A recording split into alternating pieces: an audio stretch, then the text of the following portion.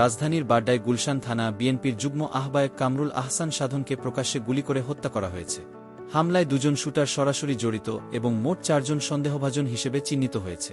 পুলিশের প্রাথমিক তদন্তে উঠে এসেছে, স্থানীয় সন্ত্রাসী গ্রুপগুলোর মধ্যে আধিপত্য ও চাঁদাবাজি নিয়ে দ্বন্দ্ব এই হত্যাকাণ্ডের পেছনে কাজ করছে। বিশেষ করে মেহেদি গ্রুপ এবং ডালিমর বিন মাহবুব গ্রুপের মধ্যে দীর্ঘদিনের বিরোধ চলছে। সাধন রবিন গ্রুপের সঙ্গে যুক্ত ছিলেন বলে ধারণা করা হচ্ছে। 21 মার্চ গুলশানে ইন্টারনেট ব্যবসায়ী সুমন মিয়াকে হত্যা করা হয়, যা মেহেদি গ্রুপের কাজ বলে মনে করা হয়। সাধনের হত্যাকে এর প্রতিশোধ হিসেবেও দেখা হচ্ছে। রোববার রাত 10টায় মধ্যবাড্ডার গুদারাঘাটে সাধন বন্ধুদের সঙ্গে আড্ডা দিচ্ছিলেন। দুজন যুবক এসে তাকে গুলি করে। সিসিটিভি ফুটেজে হামলাকারীদের পালাতে দেখা গেছে।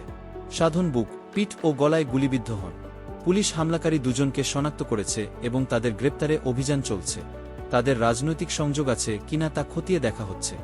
সাধন ইন্টারনেট ও কেবল টিভি ব্যবসার সাথে যুক্ত ছিলেন এবং সম্প্রতি ডেভেলপার ব্যবসা শুরু করেছিলেন।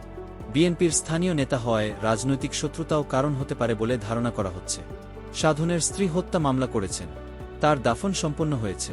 পুলিশ তদন্ত জোরদার করেছে এবং সন্ত্রাসী গ্রুপগুলোর বিরুদ্ধে ব্যবস্থা নেওয়া হতে পারে।